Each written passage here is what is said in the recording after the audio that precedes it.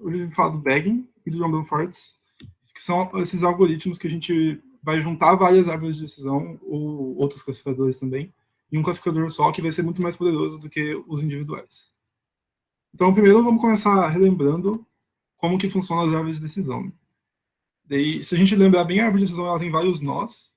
Cada nó, ele faz uma decisão, né? Ele compara uma das features com um valor fixo e decide para qual lado que ele vai. O nó, normalmente, ele tem 2 filhos, e daí o valor da feature decide para qual filho a gente vai descer. E daí a gente vai descendo essa árvore até chegar numa decisão lá embaixo, que é onde é uma folha. Então aqui, por exemplo, a gente começa nesse primeiro nó, a gente vai seguindo as folhas de acordo com a nossa feature, e no final a gente vai chegar em uma folha no final, e essa folha vai ser a nossa predição. Então, a gente também tem que lembrar como que a gente vai treinar esses modelos, né? Aqui eu peguei os gráficos que o Eduardo usou na aula dele, que vamos supor, por exemplo, que a gente tem aqui um dataset pequenininho com duas classes e alguns pontos, e a gente quer treinar uma árvore de decisão. A árvore de decisão, cada nó é basicamente uma reta paralela ao eixo que vai separar o dataset em 2. Então, como a gente faz normalmente, a gente testa todas as retas possíveis em cada feature e pega a melhor. Então, por exemplo, a gente vai tentar separar primeiro com a feature 1, daí a gente vai testar todas as retas possíveis para separar esses pontos. Então, a gente vai passar. E daí a que primeiro separou melhor foi essa, porque foi a que ficou mais pura, né? A gente teve 75% de pureza nos dois lados. E daí a gente vai fazer a mesma coisa na outra feature também. A gente vai testar isso em todas as features, e daí na segunda feature a gente teve 100% de pureza, porque ela separou perfeitamente. E daí, nesse caso, a gente vai escolher essa feature horizontal. Então a gente separa a nossa superfície em duas, e daí a gente vai ter essa divisão do azul e o rosa, que vai estar dividido justamente por essa reta que a gente encontrou nesse processo. Daí a gente transforma isso em um nó da árvore. Nesse caso aqui, a gente conseguiu dividir perfeitamente num nó só, né? Porque uma reta separou perfeitamente. Mas normalmente isso não vai ser possível. E daí a gente chama esse algoritmo recursivamente nos dois nós, da esquerda e da direita. Daí a gente vai construir essa árvore, que no final ela vai ter as folhas com uma pureza bem alta. Daí, nesse caso, a gente pode, por exemplo, visualizar essa superfície de decisão, que é justamente qual é a classe predita pela árvore em cada ponto do espaço. E como a árvore de decisão ela sempre faz essa comparação com uma feature de cada vez, que essa feature é maior ou menor que esse número, então essa superfície de decisão ela é sempre paralela aos eixos, então ela é composta por essas retas assim. E isso tem o problema que se os nossos dados verdadeiros, por exemplo, a gente precisa de uma reta diagonal, então alguma coisa que não é uma reta, a árvore vai ter que aproximar isso, ela não vai conseguir ser perfeita. Então, essa é a revisão de árvores de decisão por cima, como elas funcionam e o treinamento delas. Daí, agora, o que a gente tem que analisar muito nessas árvores, e que é justamente o que mais dá problema nelas que a gente vai usar na prática, é a capacidade delas. E a capacidade de um modelo é basicamente quais são as funções que que aquele modelo consegue representar. Então, um modelo que tem uma capacidade maior, ele consegue representar funções mais complexas, que são mais não lineares, e no caso da árvore, elas têm mais regiões quadradas que ela pode classificar na centrada. E um modelo com menor capacidade consegue só funções mais simples. Por exemplo, uma reta só é uma função bem mais simples do que uma árvore inteira. E daí a gente consegue, no caso de uma árvore de decisão, controlar essa capacidade justamente usando a altura máxima da árvore, que é o número de nós dela, né? O número de nós máximo. Então, por exemplo, se a gente usar uma árvore com um nó só, isso é equivalente àquilo que a gente viu antes de testar uma reta e fazer essa separação com uma reta só. Então aqui, por exemplo, eu peguei um dataset artificial bem simples, que eles são esses dois grupos, amarelo e azul, e para a gente separar isso perfeitamente, a gente precisa de uma reta que não é horizontal, ela é diagonal. Uma árvore com um nó só não consegue fazer isso, porque uma árvore de um nó só, ela só consegue fazer a separação com uma reta. Então, se a gente treinar uma árvore de um nó só nesse dataset, ela vai perder essa reta aí, que ela não representa bem o dataset, né? Porque ela não separa os dados, ela está cometendo muitos erros aqui em cima e aqui embaixo também. Então, ela vai ter uma performance ruim. E, por outro lado, a gente também pode aumentar o número de nós da árvore para aumentar a capacidade dela. E, nesse caso, a árvore vai conseguir representar mais funções mais complexas. Por exemplo, se a gente tem lá uma árvore num dataset que é um pouco menor, e essa árvore tem bastante capacidade, então ela tem uma altura grande, ela consegue ir muito melhor em representar a função que está nesses dados. Mas isso tem a desvantagem que ela pode overfitar. Por exemplo, aqui nesse caso, ela overfitou. Ela está com uma coiaça de 100% dos dados do tema. Então, se a gente olhar aqui nela, não vai ter um ponto que ela está errando. Tipo, mesmo esse ponto azul aqui, que está no meio do monte de amarelo, ela deu um jeito de classificar ele do jeito certo, que ela criou esse setorzinho azul aqui só para classificar esse ponto. E aqui também. Então, uma árvore com uma capacidade muito grande, ela vai conseguir bem fácil um 100% no treino. Mas o problema é que ela pode diminuir a coiaça no teste e na validação e em dados que você vai testar eles depois. Porque se a gente olha para isso aqui, a gente sabe que isso aqui não é a superfície verdadeira, né? Tipo, um ponto que está aqui, ela vai dizer como vermelho, mas não é para ser vermelho. E aqui também. E aqui ela vai dizer azul. Então ela overfitou no dataset. E ela não generalizou para a distribuição inteira. E isso aqui é um subcaso do que a gente chama de dilema viés variância, que é justamente esse dilema onde a gente tem que escolher qual é a capacidade certa do modelo. Então, a árvore tem esse problema. Né? Se a gente usar uma altura muito pequena, ela não vai ter capacidade suficiente para conseguir uma performance boa, que é aquele caso de uma reta horizontal só. A gente não consegue aprender a função verdadeira, que é uma reta diagonal, com uma árvore muito pequena. Só que se a árvore for grande demais, ela vai memorizar o dataset, igual a gente viu agora há pouco, e não vai generalizar, porque ela vai overfitar. E é muito difícil a gente conseguir fazer esse equilíbrio, porque a gente tem que encontrar um ponto bem no meio, onde ela é capaz o suficiente para representar a nossa função, mas ela não vai overfitar. E isso em árvores é muito difícil a gente conseguir encontrar esse ponto. Então, para a gente estudar isso e conseguir resolver o problema, vamos descrever ele desde o começo. Então, existem basicamente duas fontes que levam essas dificuldades que a gente está vendo, que é o viés e a variância de um modelo. Então, vamos primeiro falar do viés, depois a gente fala da variância. O viés é justamente um modelo que não tem capacidade suficiente para modelar a função verdadeira. Por exemplo, aquela árvore de decisão com um nó só, ela é uma árvore enviesada, porque ela não consegue modelar uma função que precisa de uma superfície diagonal. E nesse caso aqui, a gente está tentando fazer regressão com uma parábola. Ele tem um pouco de ruído, ela não é uma parábola perfeita. Mas a gente está usando um modelo que só consegue representar funções lineares. Então, se a gente tentar quitar esse modelo nesse dataset, ele vai prender essa reta. E a gente sabe que essa reta não representa os nossos dados. Né? Não tem nada a ver, o erro dela vai ser extremamente alto. Mas é o melhor que o modelo linear consegue fazer. Então, um classificador enviesado tem justamente esse problema, que ele não tem essa capacidade para representar os dados. Então, a desvantagem dele é essa. Né? Tipo, mesmo se você tiver um dataset infinito, seu modelo nunca vai aprender a função certa. Então, nesse caso aqui, a gente tem um dataset pequeno, com vários buracos, e o modelo aprendeu essa reta, que não é o que a gente quer. Daí, se a gente conseguir ir lá coletar mais dados e tiver um conjunto de dados perfeito que cobriu toda a nossa entrada possível, mesmo assim, um modelo enviesado não conseguiu aprender a função certa. Ele continua soltando uma reta, porque é só o que ele consegue fazer, ele não consegue fazer coisas não retas. E isso não é limitado só por causa de retas. A gente pode, por exemplo, ter um modelo que só consegue representar funções polinomiais. Ou então uma árvore só consegue representar funções com até, no máximo, aquele número de setores retangulares.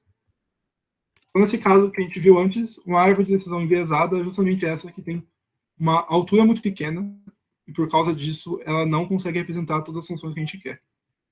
Então, tá aqui algum exemplo parecido com aquele da parábola, para a gente analisar o tamanho do conjunto de dados. Normalmente, a gente pensaria que um algoritmo de aprendizado de máquina, se a gente dá para ele o dataset da direita, ele vai funcionar melhor porque tem muito mais dados. Mas se o nosso modelo é enviesado, isso não acontece, porque ele não tem a capacidade para aprender essa função mais complexa, então o dado que a gente tem a mais não ajuda. E isso aqui se chama underfitting, que é o contrário do overfitting. Né? O overfitting é quando a gente se adaptou demais nos nossos dados de treino, e underfitting é quando a gente não conseguiu aprender o suficiente sobre os dados de treino.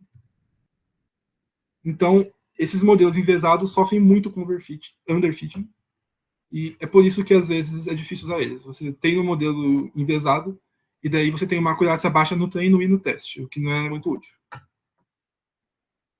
Só que eles têm a vantagem que você não precisa de muitos dados para conseguir convergir para uma solução. Ele converge rápido. Então, se você tem um dataset muito pequeno, se você usar um modelo que não seja enviesado, ele pode overfitar. E um modelo enviesado não vai overfitar. Ele vai aprender uma função simples, não vai ter uma acurácia tão boa, mas ele não vai overfitar. Então, pelo menos você vai generalizar um pouco. Você não vai só decorar o dataset e não fazer nada. E isso é justamente o que a gente viu aqui. Né? A gente tinha um dataset pequeno, e daí o modelo convergiu para essa reta. Daí, quando a gente conseguiu muito mais dados, a reta que o modelo está pedindo continua a mesma. Ela não mudou. Então, o modelo enviesado tem justamente essa vantagem, que ele não precisa de muitos dados. E aí, o outro lado do problema, que não é o viés, a gente chama de caçadores com alta variância. Caçadores de alta variância, eles conseguem aprender funções complexas, e eles chegam em erro de treino zero, que é justamente o que a gente falou antes de capacidade. Então, um caçador com muita capacidade, ele vai ter uma variância muito alta. Daí aqui é aquele exemplo da parábola de novo, onde a gente está tentando agora fitar um modelo de regressão também, só que esse aqui é um modelo muito mais poderoso, que tem uma variância maior e uma capacidade maior. E o que a gente está vendo agora é que ele decorou o ruído que estava no nosso dataset. Porque isso aqui não é uma palavra perfeita, ela é ruidosa. E daí ele está aprendendo todos esses passos do ruído assim, e a gente não quer que ele faça isso, né? Porque esse ruído aqui é aleatório. Então, se a gente for usar esse modelo para dizer dados do nosso teste, o ruído vai ser diferente, não vai ser o mesmo. Então, esse modelo está overfitado, porque ele tem um erro de treino zero, mas ele vai ter um erro de teste alto. Porque essa função que ele aprendeu não representa a realidade. Então, quais são as vantagens de a gente ter um classificador com alta variância? A gente consegue, com ele, encontrar soluções com uma acurácia muito melhor, justamente porque eles conseguem representar funções mais complexas. Né? Então, no caso anterior, uma função linear não consegue representar uma parábola, mas um classificador com uma variância maior consegue. Então, se a nossa relação dos dados é uma parábola, a gente precisa de um classificador com variância mais alta para conseguir representar. O problema é que a gente precisa de muitos dados para isso, para evitar o overfitting. Né? Então, justamente, o maior problema com classificadores com variância alta é o overfitting, que o modelo, se ele tiver uma variância muito maior do que a gente precisa, ele vai decorar os padrões aleatórios do dataset. Esses padrões não vão generalizar para os dados novos que você vai usar, ou para o seu conjunto de validação ao teste. Tá. Então, a gente pode pensar no nosso dataset como uma amostra dos dados de distribuição verdadeira. Por exemplo, se a gente pensar lá no dado da parábola, a gente tem uma parábola e o ruído. E o nosso dataset é só uma amostra dessa relação de parábola mais ruído. E qual é o problema da variância? Ela chega no erro zero na amostra, só que a predição varia muito dependendo do dataset. Então, se você... Aquela parábola de antes, se a gente pegar outra parábola que tem a mesma forma e o mesmo ruído, só que aleatoriamente diferente, o modelo vai variar muito se a gente treinar em uma ou outra. Então, é basicamente isso. É extremamente importante isso, e praticamente todo modelo tem esse dilema de você controlar o viés dele ou a variância. Então, no caso de árvores, a gente pode aumentar a variância delas aumentando a profundidade, o número de nós, que vai deixar a gente dividir a região em mais setores quadrados. Então, por exemplo, a gente pode... Uma árvore de decisão, é impossível a gente treinar uma árvore que tenha sempre 100% de pureza, desde que nosso dataset não tenha tipo, a mesma entrada com duas classes diferentes. Porque ela simplesmente vai aprender um quadradinho para cada prompt com a classe certa, se ela precisar. Então, uma árvore com variância alta pode overfitar muito, e ela vai variar muito com o nosso dataset e com o ruído dele. E, justamente, esses retângulos que a gente vai usar, e que uma árvore de variância alta pode colocar, por exemplo, um ponto só num retângulozinho pequenininho para classificar ele do jeito certo, esses padrões, tipo, nível de ponto, são muito específicos do dataset. Então, eles não quer dizer do problema como um todo e da distribuição. Eles só estão falando daquele dataset.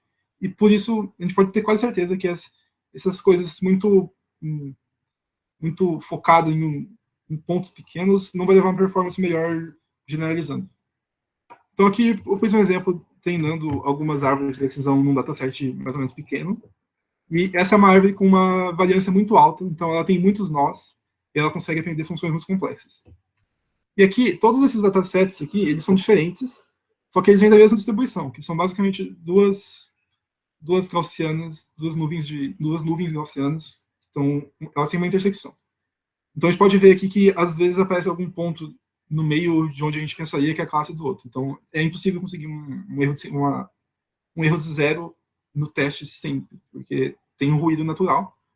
Mas o que a gente vê aqui é que essa superfície da árvore varia muito conforme o dataset, mesmo esse dataset vindo da mesma distribuição. Tipo, a gente olha para esse dataset e a gente vê que eles são bem parecidos, eles estão representando a mesma coisa. Só que se a gente tem uma árvore em cada um, a função que a árvore aprendeu muda muito.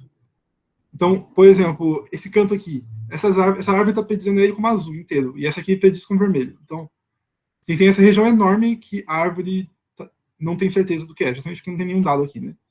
Só que a gente também pode ver, por exemplo, essa árvore aqui predizer uma seção azul aqui, essa aqui não tem. E daí essas outras estão predizendo uma fita aqui para justamente conseguir classificar esses pontos que estão nessa fita, né? E, por exemplo, aqui a gente teve um ponto amarelo no meio de onde a gente pensaria que é outra classe. Daí a árvore aprendeu uma fita vermelha só para esse ponto. E daí, só que a gente sabe que se a gente tiver outro ponto aqui, ele provavelmente vai ser azul, não amarelo, né? E a árvore vai errar isso, porque ela só viu esse dataset. Então, isso aqui é um exemplo de árvores de decisão com muita variância. Elas variam muito conforme o dataset que você usa, mesmo esse dataset vindo da mesma distribuição. Tá. Então, o que a gente quer idealmente é um classificador que tenha viés baixo, porque ele consiga aprender uma função bem complexa, mas ele também tenha variância baixa, porque ele não varie conforme o dataset, ele fique mais ou menos constante. Só que isso nem sempre é possível, porque muitas vezes, tipo, em árvores, o que a gente consegue fazer é controlar a altura. Só que se a gente aumenta a altura, a gente diminui o viés e aumenta a variância. Então tem esse dilema. Se a gente aumenta um, a gente acaba diminuindo o outro e vice-versa. E por isso a gente tem que encontrar um ponto de equilíbrio. E aqui eu plotei a acurácia de uma árvore de decisão no dataset, é aquele mesmo de antes. E essa linha amarela é a acurácia nossa no treino, que é o dado que a árvore está vendo, e a linha azul é a acurácia dela no teste. Aqui o weight começa em 0,7, então essa acurácia mais baixa aqui é 70%. E o que a gente vê? A partir desse ponto aqui, ela começa a verfitar. Então, essa árvore aqui no começo, ela é enviesada e tem a capacidade muito baixa. Por quê? Porque ela está tendo uma acurácia baixa mesmo no treino. Então, ela não está conseguindo aprender a função que representa o treino bem. Mas ela, nesse lado aqui da direita, ela está com muita variância, porque ela está aprendendo 100% dos dados do treino, mas ela não está generalizando para o teste. Então, o que a gente tem que fazer é encontrar esse ponto de equilíbrio aqui, onde ela não está nem muito enviesada, nem com uma variância muito alta. E, nesse caso, ela está aprendendo uma função que representa melhor os dados. O problema da árvore, isso aqui o Dória falou na última aula, é que isso aqui é discreto, né? A gente não consegue ter uma árvore com altura 10.2. Então, a gente tem que dar sorte de a altura que a gente escolher ter uma acurácia boa. E, por exemplo, aqui é 75% melhor e não tem um jeito muito claro de a gente conseguir melhorar isso. Porque se a gente aumentar o parâmetro, a acurácia diminui e a gente diminui também. Então, isso aqui é o dilema e é muito... só com a árvore é difícil resolver ele, porque os parâmetros que você tem, se você aumenta o viés, você diminui a variância e vice-versa. Então, você precisa encontrar esse sweet spot, onde você vai ter uma acurácia boa. Então, como que a gente vai resolver esse dilema? Normalmente, a gente testa todos os valores e encontra o que tem a melhor acurácia, que é o que a gente fez naquele gráfico anterior, onde a gente vai escolher aquele ponto do pico. Só que a gente também tem algumas outras possibilidades, que não é a gente tentar tudo e pegar a árvore melhor, porque isso pode não funcionar tão bem e não tem como muito melhorar. E aqui tem duas maneiras principais, que é quando a gente usa uma árvore pequena, que ela tem pouca capacidade e sofre de underfitting, então ela é enviesada. Daí a gente vai usar outros métodos para diminuir o viés dessas árvores, para melhorar o funcionamento delas sem aumentar a variância. E um outro método é a gente usar árvores que têm uma variância muito grande, elas têm uma altura grande, conseguem atender funções muito complexas, e por causa disso ela está overfitando. E daí a gente pode usar métodos para diminuir essa variância, mantendo o viés baixo. Então, esses são dois métodos principais que a gente pode usar junto com árvores ou vários outros classificadores para tentar resolver um pouco esse dilema de melhorar um dos fatores sem piorar o outro. Nessa aula, vou falar do segundo ponto, usando árvores com bastante capacidade e tentando diminuir a variância delas, e na aula que vem a gente vai falar do primeiro ponto. Tá, então, vamos ver como que a gente pode reduzir a variância de uma árvore de decisão. Então, vamos analisar o problema. E a principal fonte da alta variância é que o modelo está muito adaptado para o dataset do treino. Tipo, ele viu aquele dataset lá e ele treinou naquilo e pronto. Então, uma maneira que a gente pode pensar de reduzir essa variância é se a gente tivesse mais de um dataset. Porque a gente pode treinar uma árvore em cada dataset, no final a gente faz a média de todos, e com isso a gente vai diminuir a variância, porque se a gente tem várias árvores, cada uma em um dataset, elas estão overfitando, mas estão overfitando a datasets diferentes. E quando a gente tirar a média, a gente pode esperar que os erros dela cancelem um ou outro. Então, isso aqui a gente chama agregar, que quando a gente pega vários modelos treinados em datasets diferentes e faz a média deles para encontrar um modelo final. E com isso, cada modelo ainda tem variância alta. Então, o final vai ter variância alta. Ele vai conseguir. Não, ele vai ter capacidade alta. Ele vai conseguir aprender funções complexas, porque os modelos individuais também. Mas, os modelos individuais estão verfitando a padrões muito específicos do dataset. E como a gente tem vários datasets diferentes, esses padrões vão cancelar, porque eles não vão ser o mesmo em todos. Por isso que isso funciona também. Então, aqui tem um gráfico sobre isso. A gente tem vários datasets T, e daí a gente vai treinar um modelo em cada dataset. E daí, para a gente fazer uma predição, como a gente faz? A gente passa. A gente quer, vamos lá, a gente treinou, fez esse procedimento e a gente quer predizer um ponto novo. A gente passa esse ponto por cada classificador, acha as predições dele, que vão ser esses P, e no final a gente faz uma votação. E a predição final é quem ganhou nessa votação dos modelos. Então, os modelos votam lá em qual classe eles acham que é a classe verdadeira daquele ponto. E no final eles soltam esse PF, que é a classe final. Isso aqui é no caso da classificação. Para a regressão, a gente usa a média em vez de votar. Tá, então, vamos explicar por que isso funciona. Quando a gente calcula a média, esses erros que são por causa do overfitting cancelam, já que cada modelo vem de um conjunto diferente. Só que as predições que são sempre verdadeiras em todos vão ser amplificadas porque todo mundo vai concordar. Né? Então, quando tem um ponto que todo mundo sabe classificar, quer dizer que aquilo lá é um padrão verdadeiro que vem da nossa distribuição. E se você tem um ponto que eles discordam, quer dizer que os modelos são overfitaram. Então, com esse método, a gente pode usar modelos com uma capacidade muito maior, eles podem ser muito mais complexos, mas a gente não recai tanto no overfitting, justamente porque, como a gente tem vários datasets, um modelo overfitting em cada um, no final, os erros cancelam uns aos outros. Então, aqui, pus um exemplo disso, que é aquele caso da regressão. Na primeira imagem ali, é uma árvore só, igual a gente viu antes, ela tem uma variância bem alta. E daí, conforme a gente vai tendendo mais árvores, por exemplo, 5 árvores, a gente faz a média de 5 árvores, ela já fica bem mais suave, comparado com aqui. Daí, conforme a gente vai usando mais árvores, isso vai melhorando, e aqui em 100 árvores a gente pode ver que a gente aprendeu quase uma palavra perfeita, que é justamente o que a gente quer, né?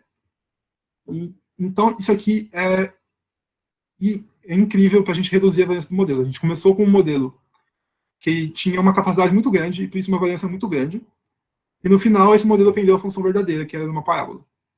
E se a gente usasse um modelo que tivesse um viés alto, não tivesse uma variância, ele não ia conseguir aprender essa parábola.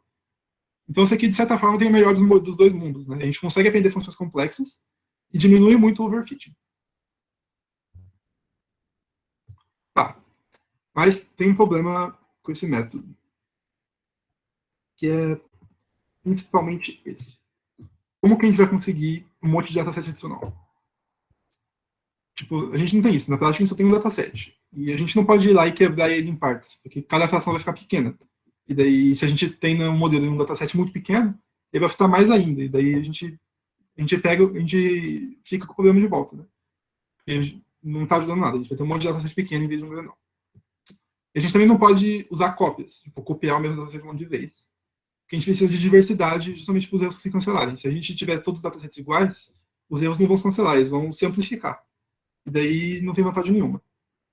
Então a gente precisa de algum jeito de, com um único dataset que a gente tem, a gente gerar dados novos de maneira distinta, mas que a gente consiga dados o suficientes para treinar uma árvore. A gente não pode dividir ele em partes muito pequenas. Então, o nome que a gente dá para isso é bagging. Então, vamos falar de bagging. Bagging, o ponto principal do bagging é bootstrapping, que é um método que vem da estatística, o pessoal da estatística deve conhecer bem, que a gente pega um único dataset e com ele a gente consegue conseguir vários outros derivados. E daí esses derivados têm algumas propriedades muito interessantes. Eles vão ter o mesmo tamanho do original, Então, a gente não vai ter aquele problema de treinar um modelo em um dataset muito pequeno. E os dados dele vai ter a mesma distribuição do original. Então, se a gente treinar um modelo nesse dataset vai derivado, o modelo vai generalizar um pouco para o original. E os datasets não são todos iguais. Tipo, isso aqui parece meio paradoxical, mas é possível porque a gente permite que os derivados tenham elementos repetidos. E é daí que vem a variação. A gente vai conseguir datasets diferentes, permitindo repetições. Então, a gente vai conseguir isso fazendo amostragem. A amostragem é quando a gente tem um conjunto de pontos e a gente vai tirando pontos aleatórios dele. Então, vou falar rapidamente de amostragem, como que é. A gente tem basicamente dois tipos, que é sem reposição e com reposição. E, para o nosso propósito, não dá para criar esses conjuntos derivados com a amostragem sem reposição. Então, aqui um exemplo. A gente tem aqui um conjunto de 5 pontos. A gente vai fazer a amostragem nele sem reposição. A gente faz assim, primeiro a gente seleciona um ponto, a gente selecionou o azul. Isso aqui é aleatório, é um processo que a gente vai fazendo aleatoriamente até encher esse dataset da direita. Então a gente faz o azul e marca lá que a gente já pegou o azul do dataset. Então agora a gente vai fazer de novo. A gente pegou o verde e marca lá que o verde saiu. E cada vez que a gente vai fazer esse passo, a gente pega um ponto do original e marca que ele já foi pego lá. E no processo aleatório a gente vai tirando esses que a gente marcou da esquerda. Por isso que ele é sem reposição. A gente não repõe os pontos que a gente já coletou. Então se a gente fizer isso, no final a gente vai ter um dataset na direita, só que ele é idêntico ao original, né? Porque os dois têm 5 pontos e não tem nenhum repetido. Então são os mesmos pontos. Então, cai naquele problema de antes. A gente não pode ter um monte de repetição do mesmo dataset. Isso não vai funcionar. Então, ele tem esse problema. O final é idêntico ao original, então ele não vai ser útil. Então, em vez disso, a gente vai usar a amostragem com reposição, que é onde a gente não vai eliminando os itens da esquerda. A gente deixa eles lá e a cada passo a gente tem uma chance de repetir. Então, vamos fazer aqui a mesma coisa, só que com reposição. A gente primeiro vai lá e pega um ponto, e daí vem um laranja. É tudo aleatório, né? Daí a gente vai fazendo isso. Eventualmente, a gente pode pegar um ponto repetido. Por exemplo, aqui ele pegou 2 laranjas. E isso não tem problema. É daí que vai ver a variação.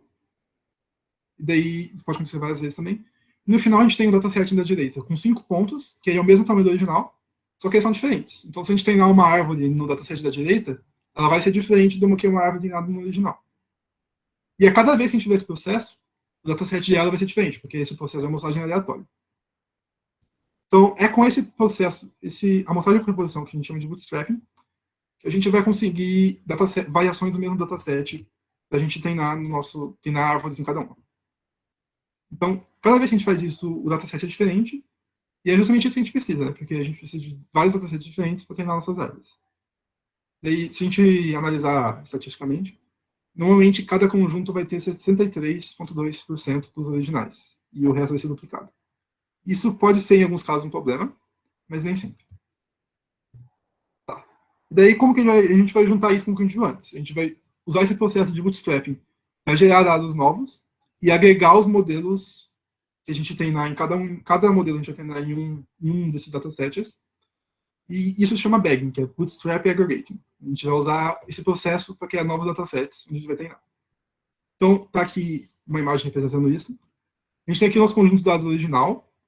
A gente vai usar Bootstrapping para criar várias cópias, várias variações desse conjunto com o mesmo tamanho do original. Aqui elas não estão com o mesmo tamanho, mas na prática a gente faz sempre com o mesmo tamanho. E daí a gente tem um modelo em cada um. E no final a gente junta tudo numa ensemble. Ensemble é o nome que a gente dá para esse método de juntar vários classificadores em um só. E esse nome é bem comum em vários métodos, então é bem importante. E isso aqui é basicamente no método de bagging, que ele funciona muito bem. A gente pode usar ele para treinar árvores muito profundas sem cair tanto em overfitting, porque a gente vai estar fazendo a média de várias árvores. Tá. Então, aqui tem um exemplo disso sendo feito na prática. Eu tenho um dataset aqui espiral.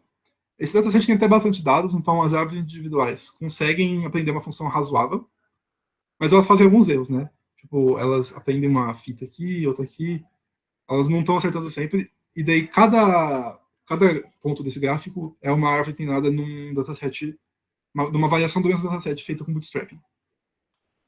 E aqui no último quadradinho é a média de todas as anteriores. E se a gente olhar, essa média das anteriores, ela representa melhor a função do que qualquer uma das individuais. Porque a gente pode ver que em todos os pontos vermelhos ela está dando uma predição mais ou menos vermelha, em todos os pontos azuis também. E ela não tem tanta essas fitas aqui que ela tá dizendo, esse ponto aqui é vermelho, mas na verdade eu não sei. Ela tem essa região mais branca, que ela justamente ela sabe o que ela não sabe, né? Ela sabe que essa região é incerta, então ela lá, isso aqui tem 50% de chance.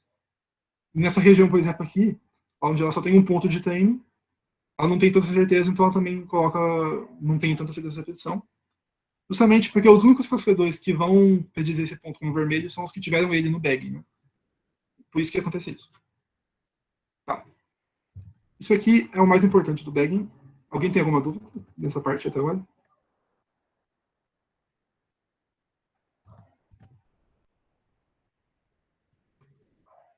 Uhum. A agregação das árvores é basicamente uma votação. Tipo, cada árvore está votando, eu acho que esse ponto é vermelho ou eu acho que esse ponto é azul. Daí no final a gente viu lá que 15 árvores votaram vermelho e 7 azul. Daí a gente, tipo, 7 sobre 23, então. 22, que vai ser a predição final. Então a gente faz esse sistema de votação onde a gente calcula meio que a média.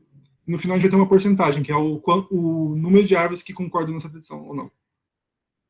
Isso para classificação, né? Para regressão a gente só faz a média mesmo de cada uma. É, alguém tem mais alguma dúvida nessa parte?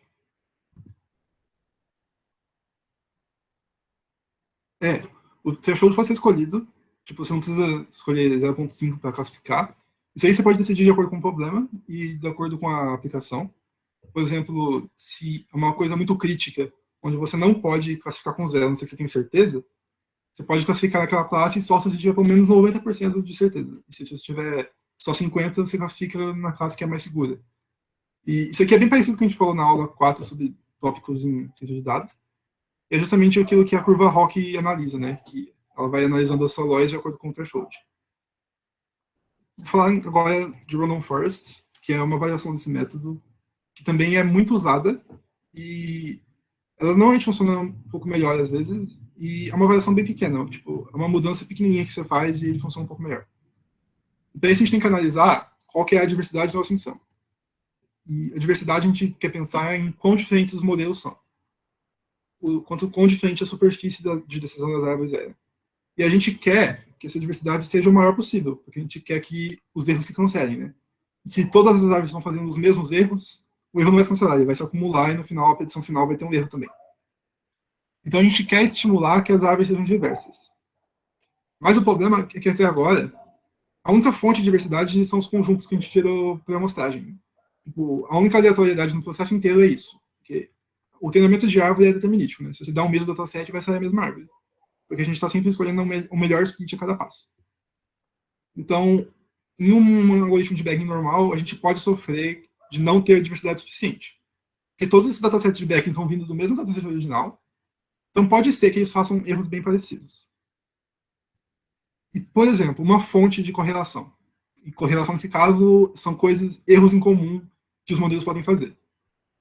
Todas as árvores estão tendo acesso às mesmas features. Então, se uma feature for muito preditiva, toda árvore vai usar ela, e daí a gente vai ter menos diversidade, porque toda árvore vai estar usando aquela feature na raiz, e daí a estrutura vai ser bem parecida. A gente não quer isso, a gente quer que as árvores sejam diferentes. Justamente para os erros se cancelarem.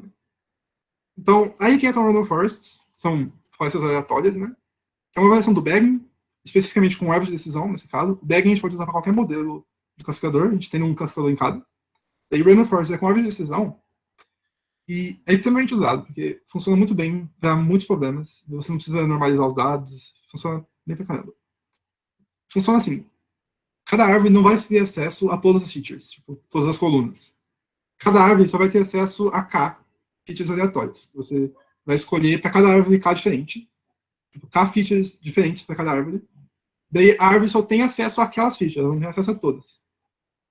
E isso tipo, diminui um pouco a capacidade de cada árvore, porque ela não vai conseguir olhar para o contexto global, né?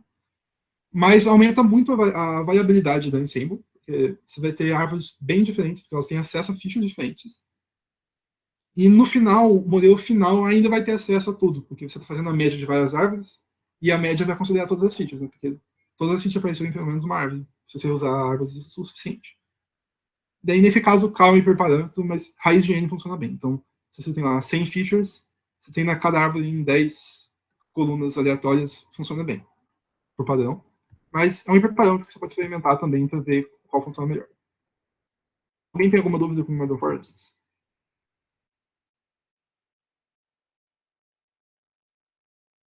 Ah, tá.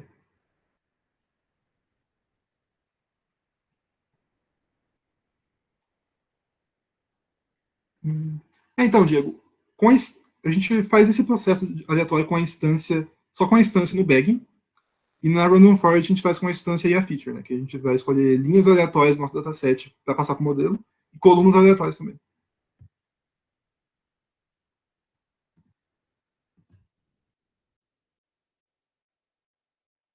Alguém tem mais alguma dúvida nessa parte? Senão, não dá para continuar.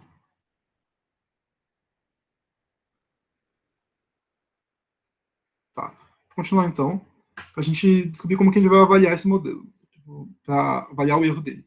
Normalmente a gente faz aquele treino, validação e teste para a gente avaliar os modelos, onde a gente separa um teste para o final, a gente não experimenta nele, a gente treina o modelo no treino e busca hiperparâmetros na validação. A gente vai tentar achar os melhores hiperparâmetros na validação. Com esse método de bagging em Random Forests, a gente não precisa da validação, porque a gente tem uma outra métrica que também pode funcionar bem. A gente chama ela de erro out of bag, que aí seria o que está fora da bolsa. Bolsa, no caso, é o dataset que a gente está usando. Então, vamos medir a performance. Normalmente, a gente precisa de um conjunto de validação que o modelo não vai ver durante o treino, né? Só que em bagging, o modelo como um todo, que é todas as árvores, eles viram o dataset inteiro, porque a gente tem várias árvores. Só que cada árvore individual não viu tudo. Cada árvore individual só viu mais ou menos 63%, que eram os dados únicos do dataset dela. O resto eram duplicatas, então tem 30% do dataset que cada árvore não viu. Então a gente pode usar esse 30% como um conjunto de validação individual de cada árvore. O problema é que esse conjunto vai ser diferente para cada árvore, não é o mesmo para todas. Mas a gente pode calcular a média e isso funciona bem. Então, a gente pode usar o método out of bag justamente para analisar o funcionamento do modelo, substituindo o conjunto de validação, de certa maneira. Porque vai ser uma medida do quão bem o modelo está generalizando para dados que ele não viu, que cada árvore não viu durante o tempo. Então, a gente corresponde, a gente faz isso calculando a métrica que a gente quer, por exemplo, a acurácia. A gente calcula em cada ponto, mas a gente só considera as árvores que não viram esse ponto durante o treino. E daí, com isso, a gente está simulando o conjunto de validação, mas a gente não precisa separar, então a gente pode usar tudo para o treino. Então, aqui, por exemplo, naquela imagem que a gente viu antes, se esse aqui é o nosso bag atual, a gente tem no azul, no laranja e no verde. Então a gente pode usar o amarelo e o vermelho como validação para essa árvore. E daí a próxima árvore a gente vai usar um conjunto diferente. No final a gente faz a média de todos os pontos e calcula a métrica final. Tem um outro exemplo, que o conjunto original é o ABCD. Daí a gente faz vários samples bootstrapping. Por exemplo, aqui nesse caso ele pegou o A e o C. Então a gente vai avaliar no B e o D. Essa árvore aqui, ela teve acesso ao dataset inteiro. Então ela overfitou, então a gente não consegue fazer nada. Então a gente não vai avaliar ela na validação, porque ela está overfitada no dataset. Né? Nesse caso aqui, ela só tem acesso ao A e o D, então a gente vai avaliar o B e o C. Com isso, a gente consegue ter uma estimativa do erro de generalização da árvore. Né? Então isso funciona justamente por causa disso. Se um exemplo é típico da classe dele e é fácil de classificar, todas as árvores vão acertar, mesmo as que não viram ele durante o treino. Então vai ter um erro out of flag bom. Mas se é um exemplo outlier que é difícil, a maioria das árvores vão errar, menos as que viram ele no treino, porque as que viram ele no treino overfitaram e vão acertar ele, né? E vamos supor, por exemplo, que um exemplo está marcado com a label errada. A gente trocou a label sem querer. Nenhuma árvore vai acertar ela, a não ser as que tem nada com ele, porque as que tem nada com ele overfitaram. Então, as que viram ele vão acertar e todas as outras vão errar. E é por isso que essa métrica funciona bem, porque ela mede a generalização do nosso modelo, né? Então, fazendo isso, a gente não precisa mais da validação, porque a gente pode usar isso aí para buscar os hiperparâmetros, mas a gente ainda precisa do teste para verificar o overfit com os hiperparâmetros, né? Porque se a gente ficar testando um monte de hiperparâmetros diferentes, eventualmente a gente vai overfitar para o dataset original. Então a gente ainda precisa separar um teste para avaliar no final. Alguém tem alguma dúvida nessa parte?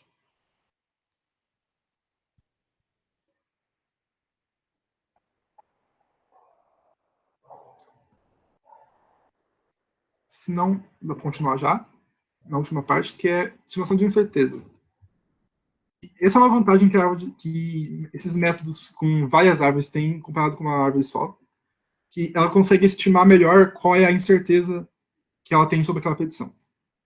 Porque, por exemplo, uma árvore tradicional, ela não fala muita coisa sobre o quão certa ela está daquela petição. Ela só fala, eu acho que isso aqui é da classe A ou da classe B, mas em muita aplicação a gente precisa saber o quão certa ela está dessa petição, né? Porque é bem diferente um modelo que está com 60% de certeza e um que está com 99%. E isso pode afetar a nossa decisão com base no com base na petição, né? Isso, o out of bag vai calcular o erro de cada árvore. E daí, no final, a gente pode usar a média do erro de cada ponto para calcular o erro da ensemble inteira.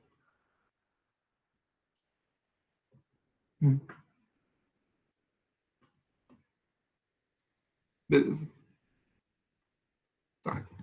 Então, aqui nesse assunto da incerteza, com a árvore de decisão, a gente consegue ter uma predição um pouco melhor do quão certo o modelo está. Ela não é muito boa ainda comparada a métodos específicos para incerteza, mas ela é melhor do que um modelo que só fala, eu acho que essa aqui é da classe A ou da B e não diz mais nada.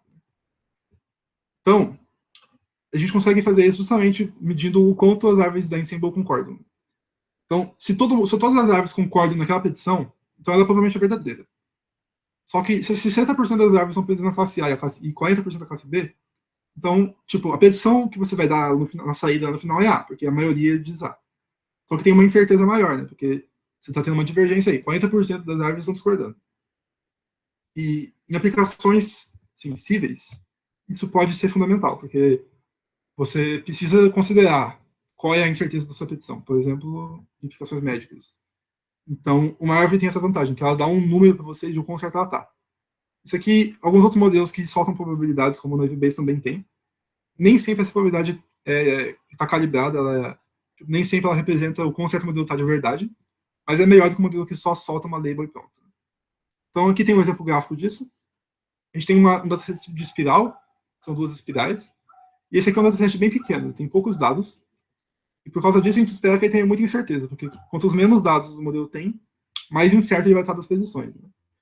E justamente, quando a gente tem várias árvores de decisão, em bags diferentes, a gente vê que as predições dela variam muito, né? Tipo, esse modelo aqui não tem nada a ver com esse, que não tem nada a ver com esse. Mas eles são todos assinados mais ou menos no mesmo dataset. E daí, quando a gente faz a média de todos, a gente chega nesse resultado aqui, que a gente vê que ele representa bem uma espiral, né? A gente está fazendo uma espiral aqui, uma espiral aqui. Essa região aqui, que a gente pensaria que seria vermelho por causa da espiral, ela não tem nenhum dado no dataset, então o modelo tem uma incerteza maior. E essa cor do gráfico é justamente o quanto as árvores concordam. Né? Um vermelho puro é 1, azul puro é 0, e daí o resto é entre 1 e 0. E a gente consegue usar esse valor predito para medir incerteza. Então, se a gente dá um ponto aqui, onde o modelo não sabe, ele vai dar, sei lá, 50%. Daí você consegue usar isso. Ou então, se a gente pegar um ponto aqui, que é uma região que provavelmente é azul, porque está coberta dos pontos azuis, mas não tem nenhum ponto dela no dataset, então a gente não tem certeza. Ela vai dar, 60% de chance que é azul. Enquanto que aqui tem que ter um monte de ponto azul, ela vai dar 100%, porque com certeza um ponto novo aqui também vai ser azul.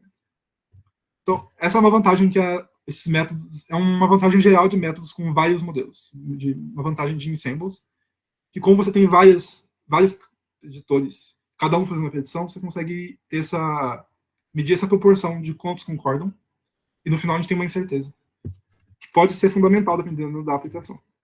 Em muitas aplicações, se você não tiver isso, não dá para usar o modelo. Uma dúvida nessa parte?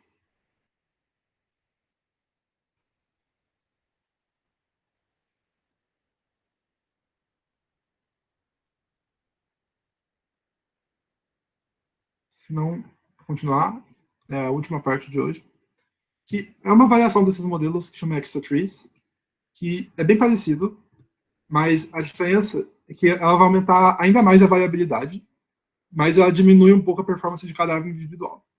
Que funciona assim, lá no começo a gente viu que para treinar uma árvore, a gente testa cada split possível até encontrar o melhor de todos. Em Extra Trees, que significa Extra Randomized Trees, que são árvores muito aleatorizadas, para cada feature a gente não tenta cada posição possível, a gente pega uma aleatória. E daí a gente pega uma aleatória para cada feature e pega a melhor feature, mas a posição do split é aleatória. E com isso, a variabilidade dos modelos da Ensemble aumenta muito, porque a gente tem mais uma fonte de aleatoriedade nesse treinamento. Né? E por isso, em algumas aplicações pode funcionar melhor. A performance de cada árvore individual piora, porque a gente não está pegando sempre o melhor split, mas pode ser que a Ensemble como um todo melhore. Então, é basicamente isso. Isso diminui a performance da árvore individual, mas aumenta a variabilidade da Ensemble, o que significa que você nem precisa usar bagging. Tipo, você pode usar o mesmo dataset. Esse procedimento de você escolher uma ficha aleatória é suficiente para conseguir uma variabilidade boa. E também, como a gente não precisa ter testar cada split, dá para treinar um pouco mais rápido os modelos. Não muito mais rápido, mas dá para treinar um pouco mais rápido.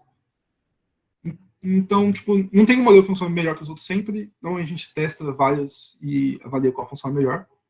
Por exemplo, Random Forest é muito boa, tipo, é um bom método padrão que você joga em um problema e ele normalmente funciona out of the box. Não tão bem quanto um modelo específico funcionaria, mas funciona bem.